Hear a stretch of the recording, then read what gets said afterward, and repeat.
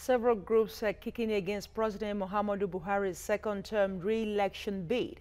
This is coming on the heels of hardship being witnessed by citizens and the current fuel situation in the country. For more on this, political analyst Olabode Oseni joins us now via Skype from London.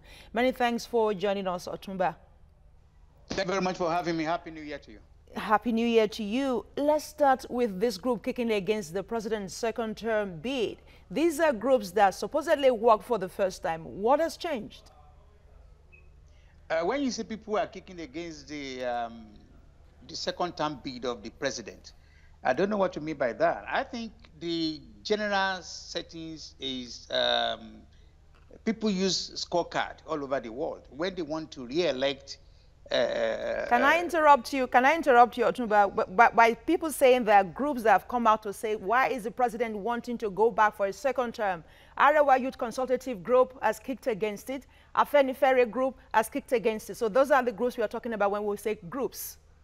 Okay. Yeah, fair enough. I mean, I agree with that. But what I'm saying also is this group probably, they have a scorecard. The scorecard is what they are probably using as a parameter, as a kind of a yardstick to probably mark the performance of the president the last almost 3-4 years now.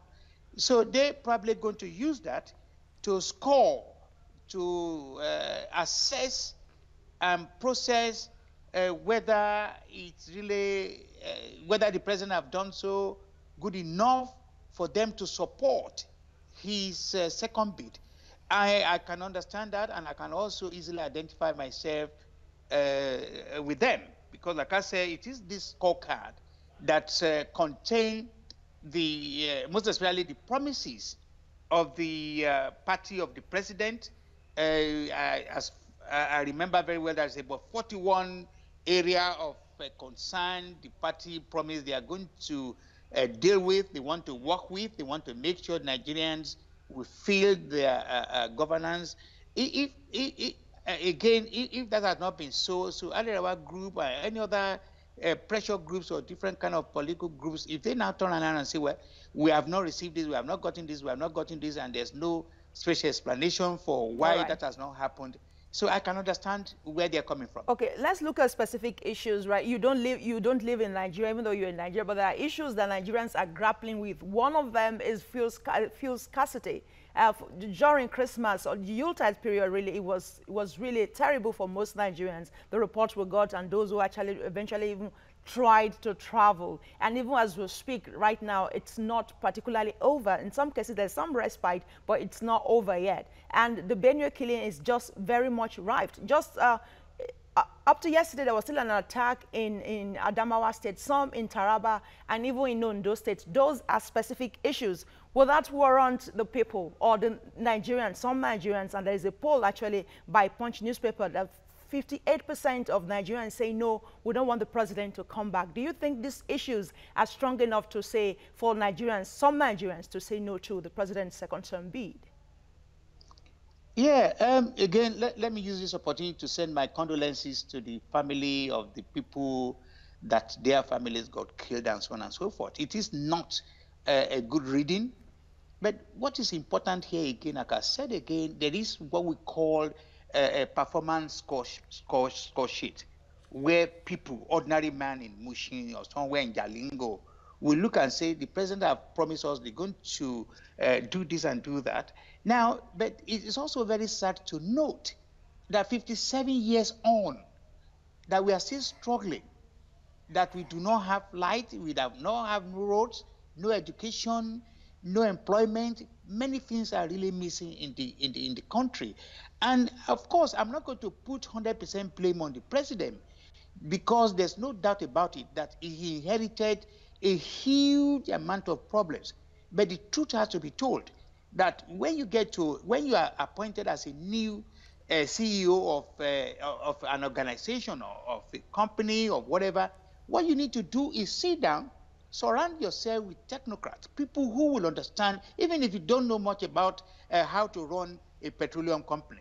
All you need to do is get people that will be of the same like mind, people who have vision, people who understand how to operate that particular company. So if people are now saying, Nigerians, because at the end of the day, the power you are talking about, the power President Buhari needs, will have to come from these people.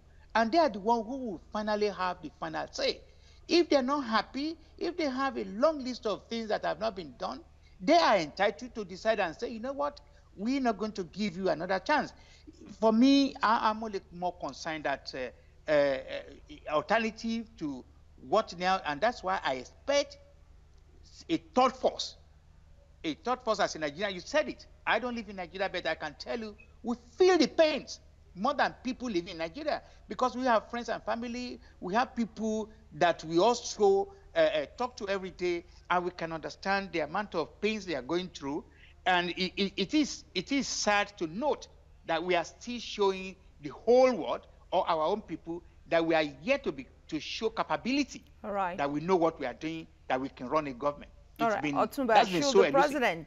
Should the president come back for a second term, what do you think he will do differently? That's something. You see, the people say morning will show how the afternoon and the evening is going to be. So if we have given this president, if Nigeria has given this president the opportunity, like I said, all the opportunities are there for him to have gathered the well people that are informed. But then again, he also have to show a vision that this is how I want. I was looking at a graphic of Lagos State, the bridges that is going to go through Penn Cinema in Agege. I grew up in Agege, and I have a rough idea of if that place, if the picture I saw is taking place, it's going to look like in Los Angeles or whatever. But if we have a president or we have a government that have not shown vision, have not shown, leadership, yes, his moral compass is fantastic. But moral compass is not good enough when it cannot generate the vision, because majority of Nigerians wants to have good roads, they want to have employment, they want to have basic things of life. None of these are so far so good. People are still complaining. So for me, he must have to consider going for a second time and losing election, because here we are talking of somebody who has a very high moral standard, but his moral standard is not good enough to direct, to move Nigerian forward. It's so clearly that he has surrounded himself, and we can say that an average Nigerian will say, if he had had this, if he has done this. You see, for me, I would have said, if he has called for railway line.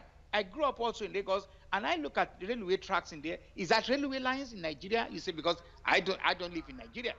The railway line, the railway gate, and judging from the billions of amount of money that has been expended in most of our businesses in Nigeria, no reward, nothing. All right, we have to leave it there. They are very angry. We have to leave it there. Many thanks for your time and contributions on TVC News. Otumba Olabode Oseni.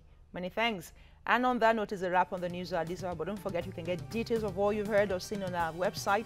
It is TVC News TV. You can also join the conversation on any of our social media platforms using the handle at TVC News NG. Many thanks for your time. I am Busolami Tunwashe. Bye for now.